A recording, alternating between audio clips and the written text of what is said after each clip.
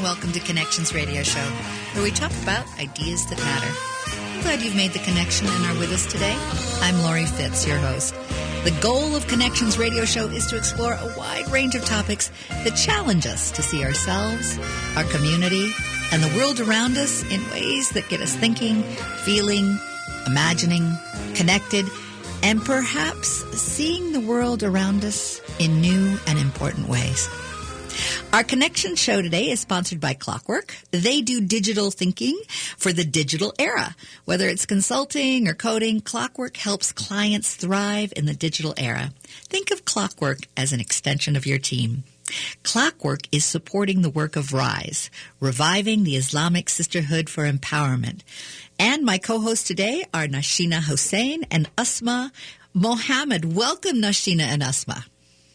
Hi, Lori. So good to have you. You know, I want to give our audience a little more background on RISE. Nashina met with a handful of Muslim women to talk about female leadership, civic engagement, community involvement, and philanthropy. And from those conversations, women realized that they needed to build a sisterhood and create a more sustainable change. And that was the launch of the Reviving of the Islamic Sisterhood for Empowerment.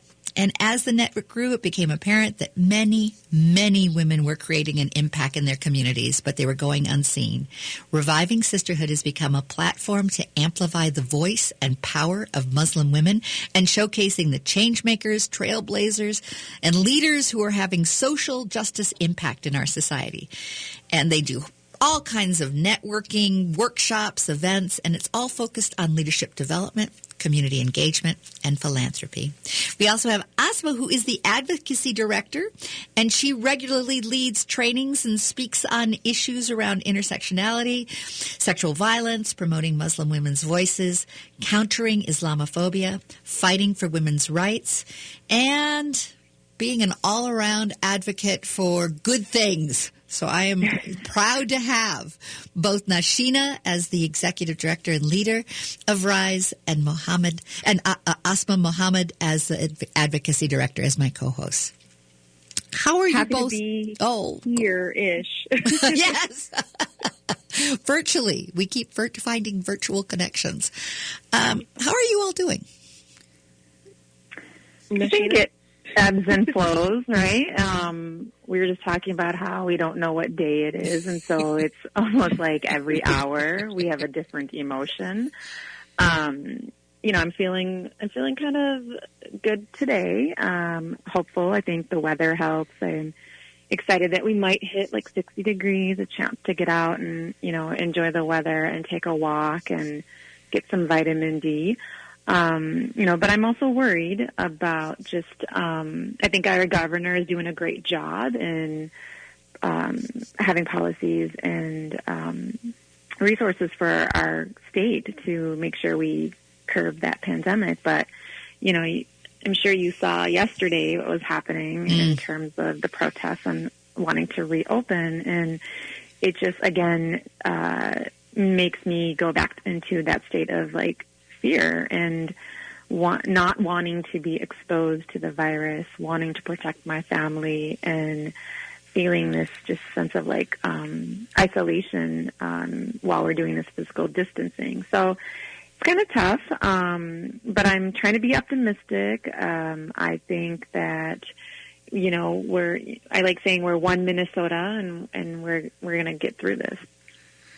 Asma, how are you doing? Yeah, I think I'm kind of in the same boat as Nashina, where there are days when I feel really awful, and there are days that are good and hopeful. And I think yesterday I felt pretty bad thinking about people in Minnesota who don't have any regard for everyone else's lives. And just knowing that we share a state, that we all think that we're being as American as we can right now, or being as patriotic. And I think that being patriotic right now means staying at home, protecting everyone that we can. And to just differ in that idea of being patriotic with people right now who care more about their Second Amendment rights than anything else it makes me angry more than anything. So I think since yesterday, I've just had this anger in me that has nowhere to go. I was confused at first when the tweet came out of Liberate Minnesota. It was, what the heck does that mean? Yeah, In what way? Liberate America from you. Yeah. Mean. In what way do we need to save ourselves, and who are we saving ourselves from? I mean, it was a confusing tweet to begin with, and it was felt instigating. And yeah, absolutely. It was meant to incite some kind of anger. And I mean, normally Minnesota, you don't really think of it being chained and needing some sort of freedom. So that was a peculiar thing to wrap my head around. And then the other part of it was, of course, as you mentioned, the Second Amendment that Virginia, and how that was added to the Virginia tweet. And it was sort of implied with our tweet that somehow we're taking guns away. And then how does the pandemic, equate with, is that really the best time to be talking about guns? Really? Yeah. Really? Or freedom. I mean, isn't this the best way to protect our freedom? Yeah.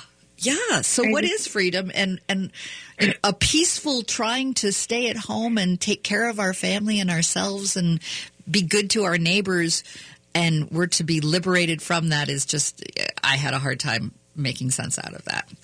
Yeah, I also was kind of unsettled by this notion that us being required to physical distance and stay home was somehow infringing upon our First Amendment rights to practice our faith. So if you can't go to the synagogue, or if you can't go to the church to celebrate and observe Easter, that immediately went to violation of the freedom of religion right. And it just was really shocking to hear, that angle, because nobody's telling you not to practice your religion. Nobody's forcing you to be another religion.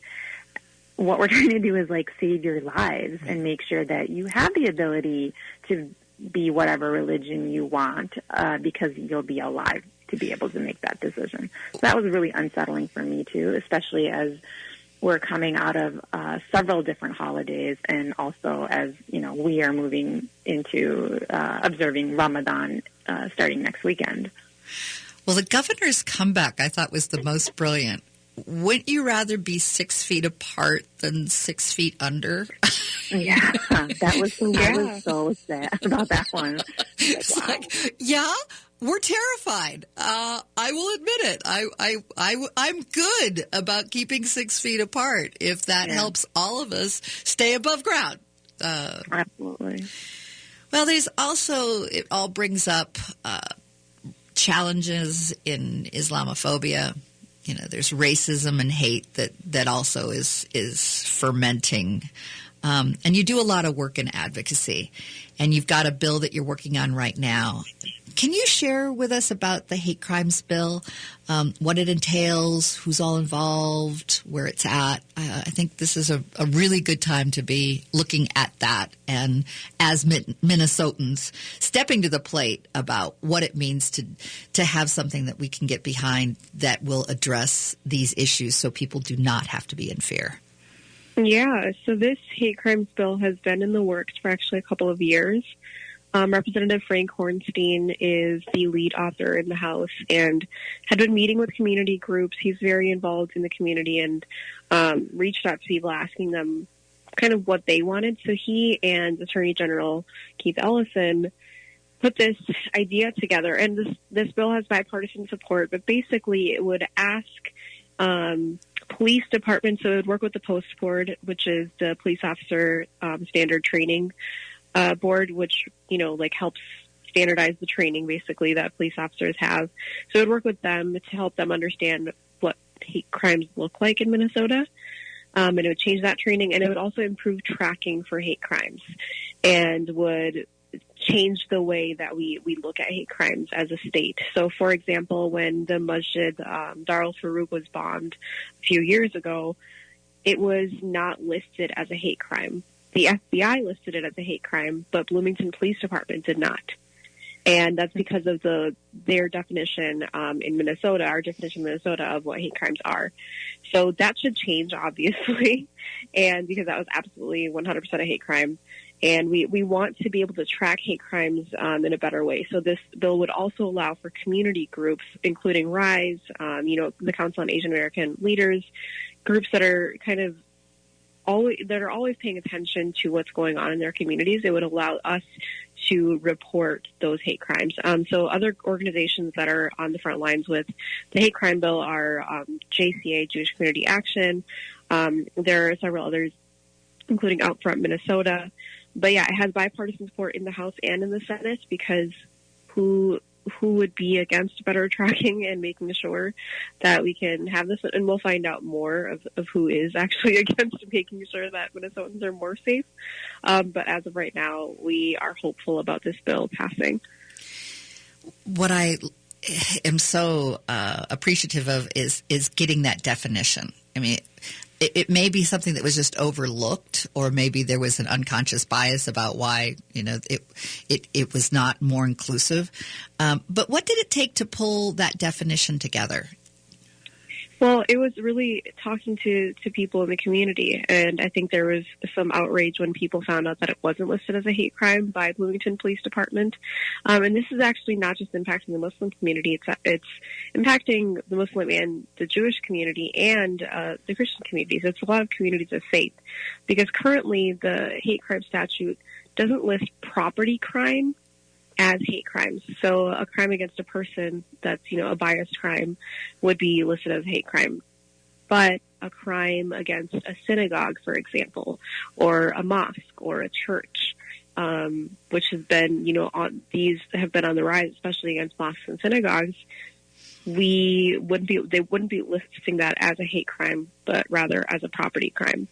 So this came out of really what happened at Dar al-Farouk, and people being angry that it was not being considered the way it should be.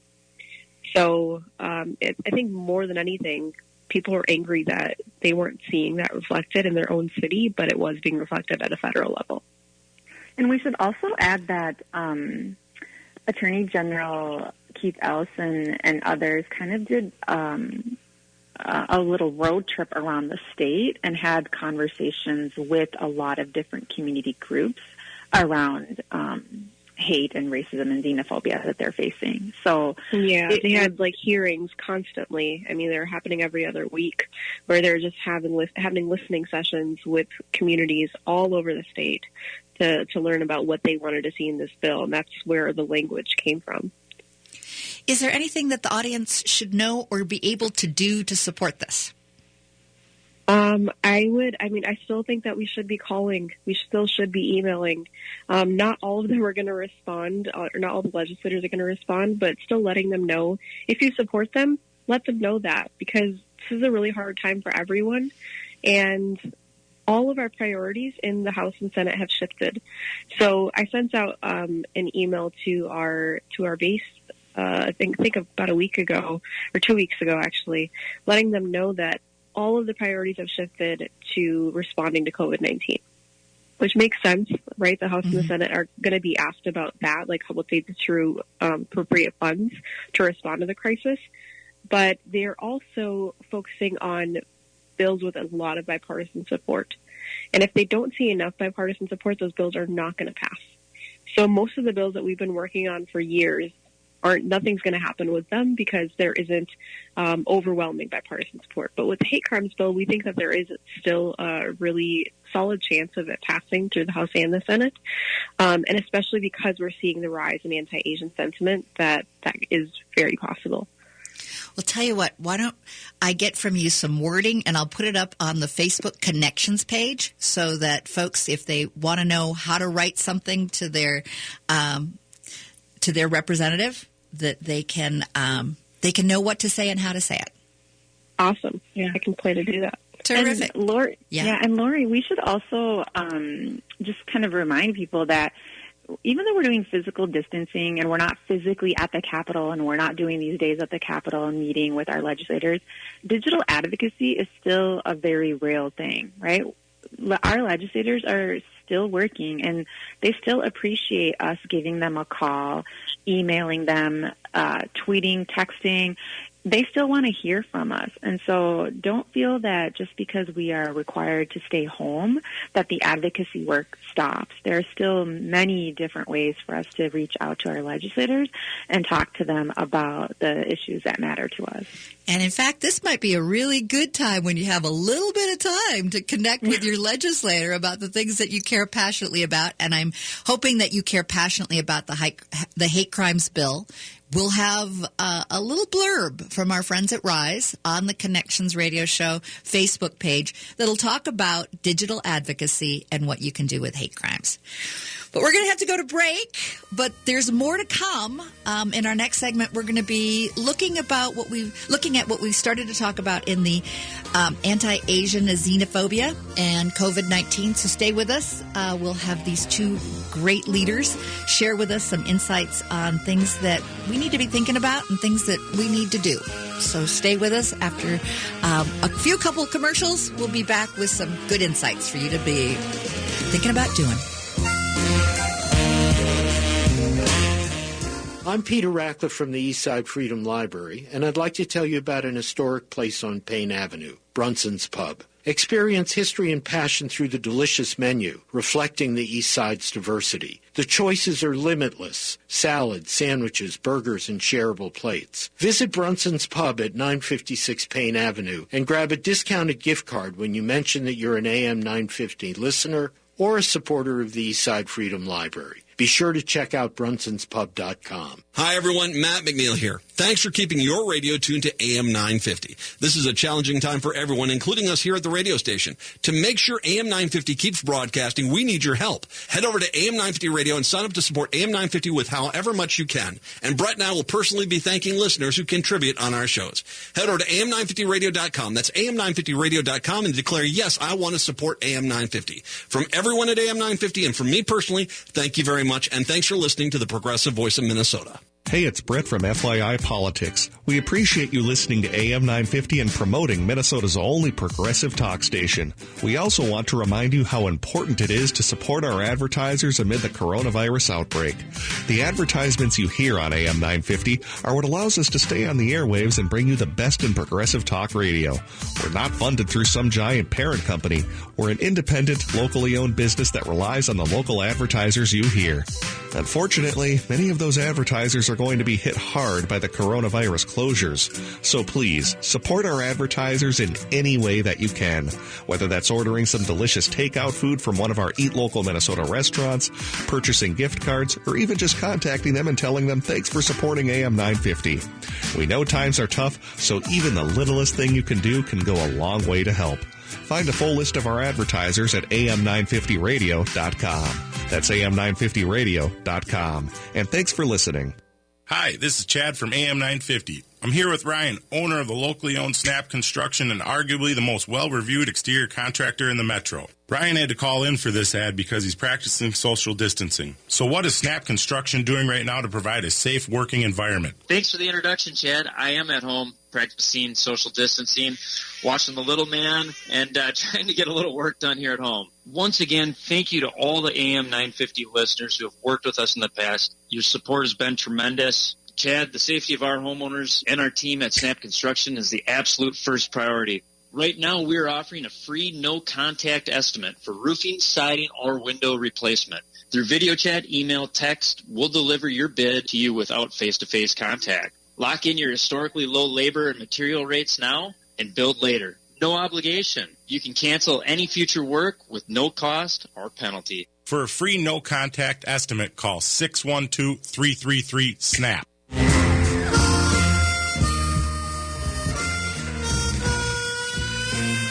Welcome to Connections Radio Show, where we talk about ideas that matter. I'm so glad you've joined us today and that you're here to talk about good things and smart things and new things and ways to get us connected about things that are important.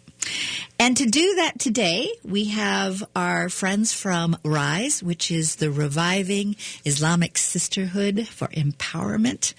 And I have the executive director, Nashina Hussein and their advocacy director, Asma Mohammed. Welcome. Hi, Lori. Thanks for having us. Yeah, and we also have a great big shout out to our friends at Clockwork. Clockwork is digital thinking for the digital era. They do magnificent things to get people thinking about ways to work together with technology. One of the things that I think is important is that they're a collection of thinkers and doers. They're professionals and they're tinkerers, and they bring smarts, curiosity, and values to every project. Yeah, and I think during this time especially, you need people like folks at Clockwork to help you figure out how you're going to do digital. Are you going to go fully digital?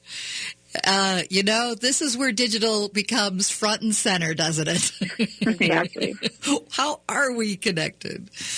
Well, as I mentioned at the end of our last segment, and as we started to talk about in the first segment, there's been a rise in anti-Asian xenophobia, especially around COVID-19. How are you all addressing it? And, Asian Minnesota's the capitals, what's going on with that? And I understand you have a statement with Asian organizations. So that's a lot to throw out at you. You can take any one part of it that you want. But tell us what's happening.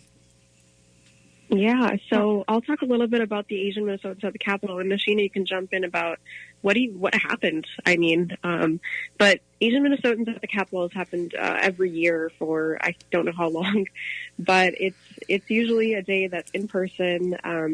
People are advocating for things that will impact all Minnesotans, very similar to how we do our Day at the Capitol. And luckily, we did our Day at the Capitol much earlier on, so we didn't have to worry about, who was going to be able to show up in person. But this was the first digital advocacy day that we were a part of, and it was awesome to be a part of it. But one of the focuses was seeing how the governor and seeing how our folks at the legislature are responding to this rise in anti-Asian sentiment. And we've seen things from an increase in hate crimes to hate mail to Asian neighbors, and we want to do something about it. So these community groups, and I want to shout out Cal because they really took the lead on this, but the Council on Asian American Leaders took the lead and worked with the governor. Sorry? It's the coalition of Asian American leaders. Well, they took the lead on this and helped produce a form that goes directly to the Minnesota Department of Human Rights. And so this form, which is linked all over our Facebook page and we'll send to you, Lori, as well, it allows folks to report hate crimes or any discrimination that they're facing during this time. And it goes, again, straight to the Department of Human Rights, so that actually creates a report with them. And I think it's so important to be tracking, again, what people are doing, if there is a rise, which of course there is, how are we tracking it? How are we paying attention to it? And what are we going to do about it as a state? And Governor Walz has been really great on, making statements about how any anti-Asian sentiment or actions against Asian neighbors is not okay. But we need to, we are working on that hate crime bill that we mentioned earlier because we want there to be an actual change in our statutes as well. Yeah, and I'll just add to that, Lori. It was back in March when at a press conference, the president referred to it as the Chinese virus. And we know that history repeats itself in terms of just how many times Asian Americans have been demonized and excluded and really blamed for things that are happening in our country. We've seen that in the Chinese Exclusion Act. We've seen laws that prevented Filipino families being reunited during the Great Depression. There's Japanese Americans that were in internment camps during World War II. And so this is like another form of just that hatred and that racist actions being repeated. And so, about 25 organizations came together with a joint statement to basically urge community leaders to be more proactive about this racism and violence that was happening against Asian Americans and Pacific Islanders. We, are trying to work together to really amplify the hate that is happening in our community. And just like what Asma said, that our communities, we are already from very marginalized identities. And so there's already a mistrust in reporting these things to law enforcement. And so when it gets unreported, then, agencies believe that, it's not happening. And so we needed to come together and really just condemn these acts and really hold our elected officials accountable and really call for some bold leadership and actions to protect our communities. And so that, I think, is something that, we want to acknowledge, that there's just so much racism that's out there, and it's really unfortunate that even in a time of a pandemic, when we think that we are all sort of coming together, that we still see this type of hatred against our communities. Yeah, and I think that scarcity mindset increases that people think there's not going to be enough toilet paper for everyone, or there won't be enough canned tomatoes. I mean, I remember going to the grocery store before the state went on lockdown and just seeing the shelves empty. And I was thinking about vulnerable populations who didn't have access to internet or TV, letting them know that this lockdown was going to happen, and wondering, where will I buy food? Where will I find access? And food shelves are having a problem doing that. And when things like this happen, who do they blame? It's usually, communities of color, and in this situation, they're blaming the Asian American community, which is just awful and disgusting, and just another display of what's happening in our country and what's been happening for decades. The reality is that this kind of sentiment is not new. It's just a continuation of how our country's been dealing with what they consider outsiders forever, and how they blame us for pretty much everything. I went back to the Spanish flu epidemic in 1918, and it was heartbreaking to see history being repeated now by looking back at the Spanish flu. The individuals that were hardest hit during that pandemic were immigrants, and especially Asian immigrants. Mm-hmm. And it was, oh my gosh, it was the same blame game. It was the same hysteria. It was the same fears. And it was generally because many of these populations were lower income. They were new to the country. And it was easier to create a villain than it was to look at how do we just all support each other. And for me, it was like this mind-boggling, that's 100 years ago, and we need to relive that lesson again. That was disheartening, and yet maybe because we can look at that lesson and we can look at this lesson and that we can talk about it, that we can make some course corrections, and that we can look at how do we wait a minute, stop and look at this and go, there is a, whether you want to call it an unconscious bias or a straight out bias, this needs to be addressed. And it seems like the pandemic is revealing all of our structural challenges that may be hidden.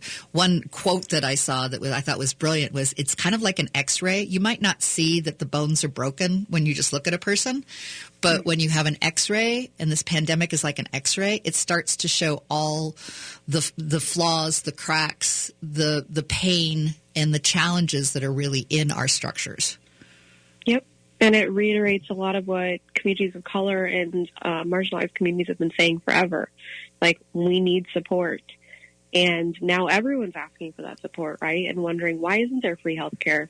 Why aren't we being supported by our state when we're paying in taxes? Why is that money going towards so many different things? It's going towards supporting rich folks. It's going towards supporting Jeff Bezos and Amazon versus supporting actual workers who are on the front lines right now, putting their lives at risk to make sure our grocery stores are stocked.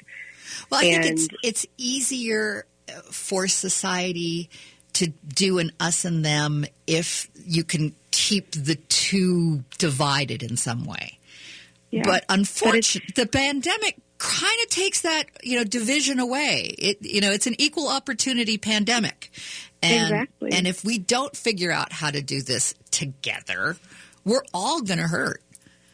Yeah. Whether you're doing this for the good of humanity and morality and, what's important to be a human being, or you just want to save your life, it's time to look at this. Mm-hmm. And Lori, one of the things, that statement that you just said around the pandemic is an equal opportunity, but the response to COVID-19 is not. No. Right? We see the racism in access to health care. We see the even racism, access to testing. The testing is... And the people who are dying are, in Chicago, it was skewing towards African Americans. Yeah. And so this notion of that, it's COVID is, doesn't see race. Yeah, but everything else does, whether it's health care, whether it's small business loans or unemployment insurance or child care or food security, all of that still is very obviously institutionalized racism. Well, I appreciate the work both of you are doing in addressing this. And I am hoping that because of leaders like yourselves, we can make a difference for the future by being able to point this out and saying to all who are part of our global society, we got to make some changes. And how do we do that? Mm-hmm. And I appreciate your leadership in showing us ways to think and do positive actions to make a difference. And with that, I got to go to break. But next segment, let's talk about Governor Walz. You said in our first segment how you think he's doing a good job. Let's talk about what the state's doing in our next segment. How's that? Yeah. Awesome. Good. All right. We'll be right back. Stay with us.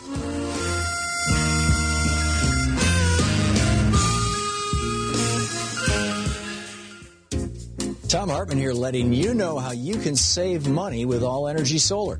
One of the myths about solar is that it's too expensive and you need lots of money down. The truth? Solar is available for little or no money down. And if you have a great site for solar, you might even save money right away on a monthly basis. So don't wait to switch. You'll see your investment pay off the sooner you switch to All Energy Solar. So start saving today and visit allenergysolar.com. I'm Peter Ratcliffe from the Eastside Freedom Library, and I'd like to tell you about an historic place on Payne Avenue.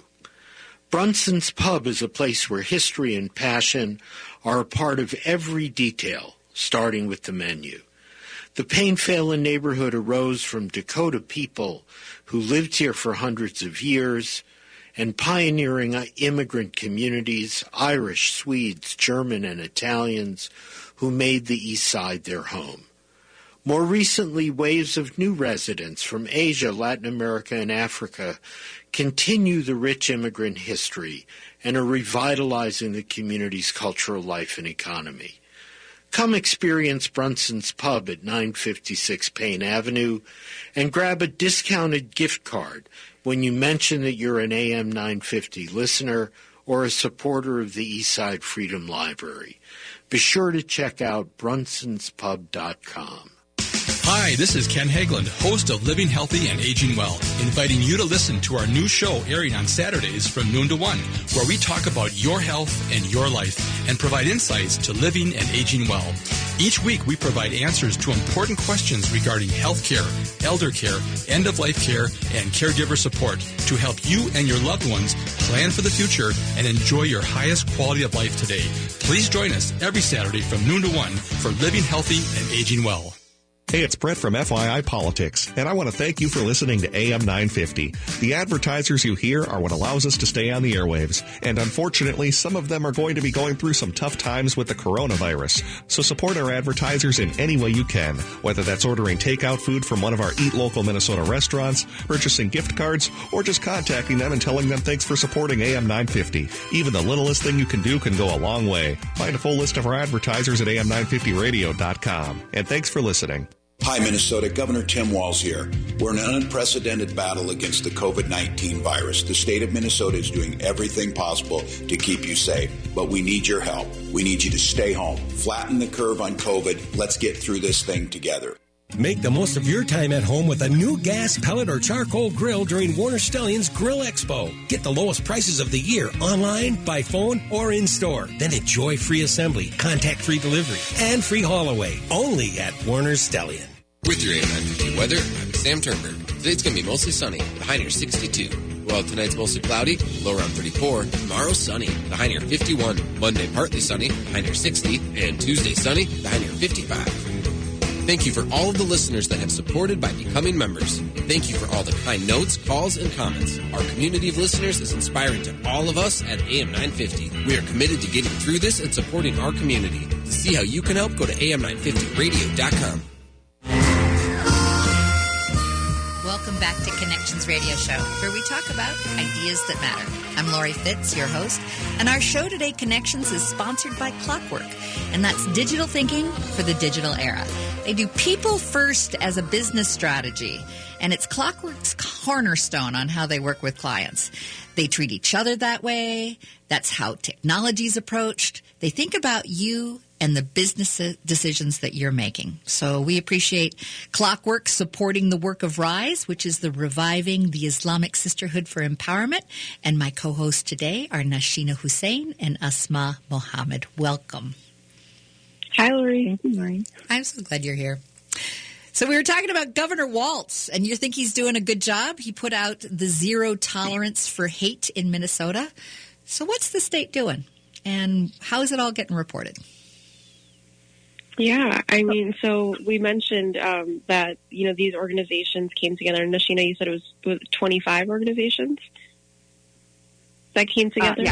Yeah, for Asian. Yeah. To speak out against Asian American and Hispanic. Yeah, and the governor and his office have been doing a really good job of just listening to the Asian American community right now and asking, you know, what do you need? What can I do to help? And so he and Lieutenant Governor Peggy Flanagan have been issuing not only issuing statements, right, which is important to issue those statements of saying, like, we stand against hate, but also saying we will change the way people can report this. So as we mentioned earlier, there is a new form that's online that links directly to the Department of Human Rights, so folks can report. It's a pretty easy form to fill out and is really accessible, and I think that was the most important piece of this, is that people maybe don't feel comfortable calling, they don't feel comfortable emailing, but this form is just really easy to fill out and let people know that they can report, and they can let people know what's happening if they're facing discrimination anywhere. Nashina, yeah, and go ahead. I just want to add, so Lori, I just want to add that I think at first when, you know, you talk about, well, what can we do to mitigate these hateful acts and discrimination against the community, you know, creating a hotline to call in to report feels like it's nothing, right? And we want to make sure that people understand that, you know, the form is there so that we can begin to document all the types of hate that's happening. And we also know that this is happening to people who may be, you know, multilingual, and English may not be their first language. And so it's not just people who have actually been victims of the crime, but also anybody who has witnessed it. So, you know, I have a friend here who was at the grocery store. He watched another man harass an elder Hmong woman at the grocery store. And so he actually interceded and wanted to make sure that that woman was safe, and, you know, called the store manager, and they got involved and wanted to make sure that this woman was safe. But that requires him to also, like, report it, right? Because he witnessed that type of hatred, and has an opportunity to share the incident so that we can continuously track it. And I also want to point out that Commissioner Lucero from the Minnesota Department of Human Rights has actually started to really work with the group of Asian American organizations in helping us understand what's being reported, how it is being reported, and what the trends are. So we're trying to get as much transparency as we possibly can knowing that many of our community members, they come to us and tell us about what's happening, but are fearful to like actually pick up the phone and report it anywhere. And so we know that we are, that liaison between the department and our community. And so I just would like to urge others that if you witness it, or if somebody has shared their story with you, that you should speak out and that you should report it, whether you call into this discrimination hotline or if you actually go online and fill out this intake form. What I hear you say is that there's initially there's some trust factors too of picking up the phone that there might be there. So having an ally that supports in seeing it is really important. But for those who are victims that may want to report themselves, part of it, I would think a barrier is, does someone really care? And having a hotline that folks like you can be able to advocate and say, yes, we can vouch that, yes, people care. Please use this line. And that you will be heard. I can imagine there are plenty of times when people have made complaints, but they haven't felt heard. And hopefully the hotline will translate in a bigger picture of we care and something will be done about it. Yeah. And I mean, literally, there are translators and interpreter services available on the hotline. So if you aren't comfortable in speaking, in English or would like to convey in your language, then there are definitely services available for that. And to echo what you're saying, we want people to be able to feel safe and that they have that they are being heard and that something is being done about it. Mm-hmm. And with that, I got to go to break again. It goes too quick. I wish we could just go on for hours and hours. There's so much to talk about. But I need to go to break. But when we come back, we're going to be talking about how this pandemic has impacted the religious holidays. We started to talk about that in the first segment, but let's do a little bit of a deeper dive in our next segment. How's that? Sure. Sounds good. All right. Well, stay with us, and we'll be right back here on Connections Radio Show, here on AM 950, the progressive voice of Minnesota.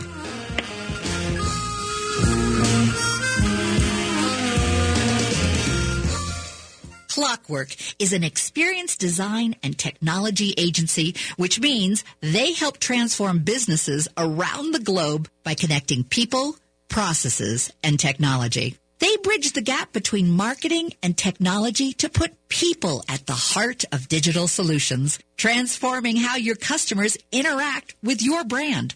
Clockwork's technology consulting, experience design, and software development expertise makes them a full-service digital partner to help you design your customer experience, build an app, or connect all of your digital properties into one seamless system. If you're in need of major tech updates but aren't sure where to start, they'll help you figure that out too. To learn more about how they've helped other businesses make digital transformation less painful, visit clockwork.com/radio. Clockwork. Digital done right. When you need legal assistance, let the Minnesota Lawyer and Referral Information Service help you find the right attorney. It's a new and enhanced program of the Hennepin and Ramsey County Bar Associations. They have professional, experienced referral counselors who can connect you to vetted attorneys practicing in employment law, divorce, bankruptcy, DUI, and much more. Take the stress out of finding a lawyer. Call 612-752-6699 or go to mnlawyerreferral.org. The right call for the right lawyer.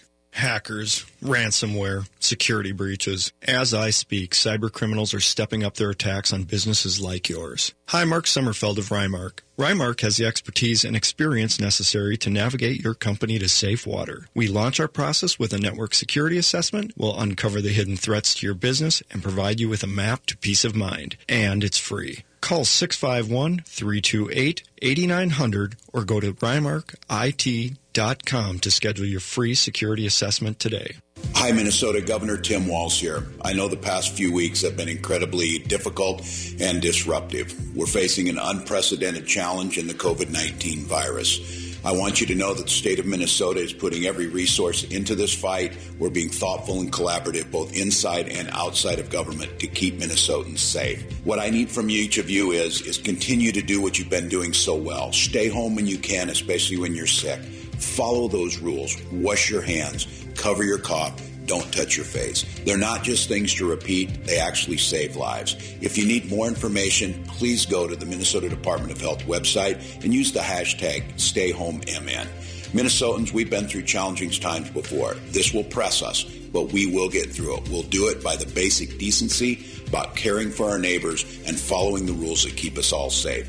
We'll get through this together, Minnesota, and come out stronger on the other side. Thanks for your cooperation.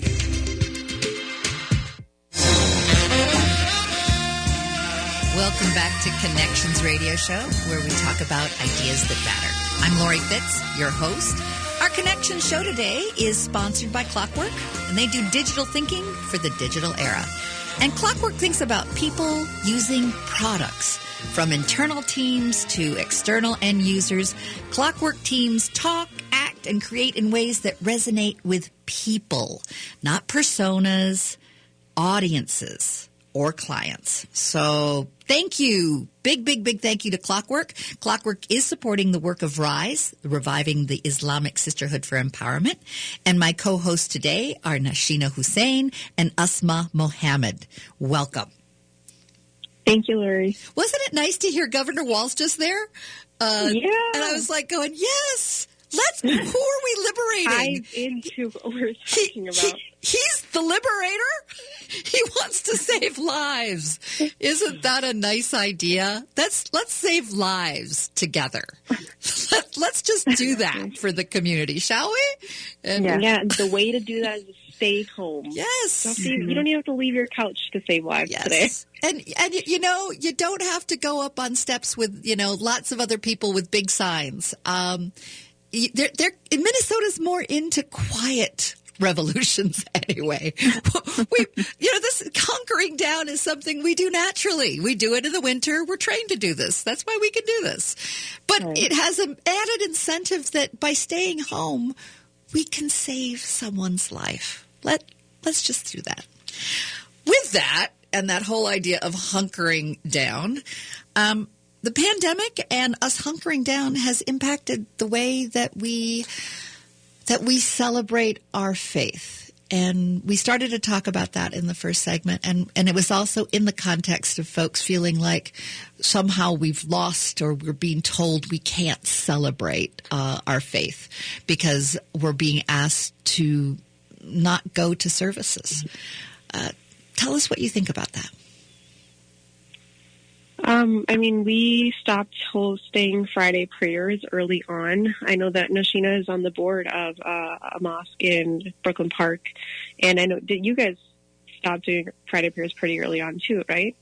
Yeah, we started March 13th. We closed our mosque down, unfortunately.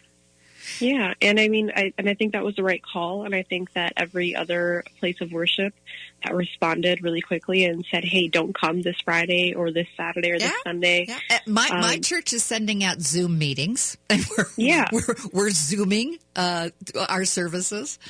And that's how you keep your congregants safe.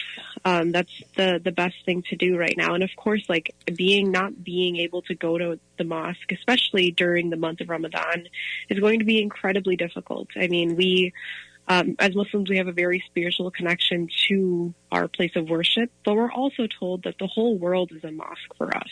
Mm-hmm. The whole world is a place of worship because we believe that, it's a gift to creation. So as hard as it is, it's more important, and I think that we are actually increasing in that worship just by staying home because we are trying to protect the rest of God's creation. That's my personal take, right? That because in Islam, the idea is that if you save one life, you're saving all of humanity. And if I save one life by not going outside, then great. I get to save all of humanity while staying at home.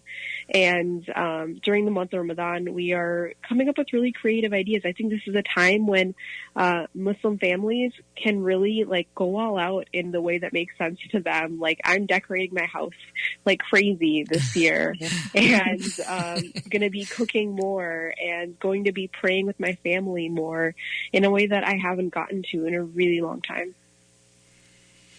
Yeah, and I just want to add that, I watched a lot of my Jewish friends and how they observed the Seder, because Seders were getting canceled immediately, right?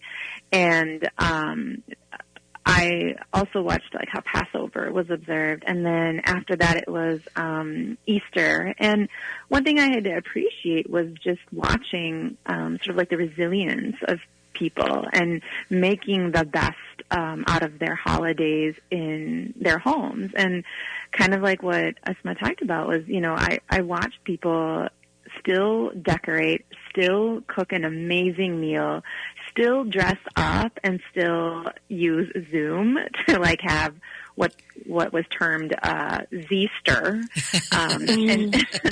and making sure that, you know, they're still doing the best they can. And so as we prepare, I think, you know, I had an Indigenous friend kind of point out that we are going back to some restorative and regenerative practices by doing things in the home, by slowing down and taking it easy and thinking about our self-care and our families within our homes. You know, I appreciate all this like home-cooked meals that we're all getting involved in, right? People are, I mean, Asma, I watch, like, you making cookies and all these yummies with, like, Alea, right? And Arshia and I are doing similar things in the home. I've seen Ayaz also, you know, my daughter and my son getting involved. So I feel like we're really, it's this moment where, you know, as being spiritual beings, we're being reminded of like, hey, slow down and enjoy like the blessings that you do have. And that, I think right now is really what's making me feel appreciative and also optimistic of what Ramadan can be for all of us. And I think this time, I think, go ahead, sorry. No, we're coming down to the minute, and I was just going to say quickly that sometimes our faith can get disjointed, and it's a place that you go to service, but then it doesn't necessarily apply back to the home. And we don't do it consciously, but it just happens. It's really giving, as you were saying, a recognition that our spirituality is centered in our family and our home, and how do we start there first? Yeah. And we'll be posting ideas on how to stay connected during Ramadan as well. So stay tuned for that. And post it on our Connections Facebook page, because I think it's a great way for all of us to learn about each other's faith practices and how we can bring that to our home and to our and into our faith journey. So I appreciate you sharing and allowing us all to figure out how to connect and to build something bigger and transform during this time into something better. So I appreciate your leadership. Thank you so much. Thank you, Lori. And thank you for listening and being a part of our Connections journey.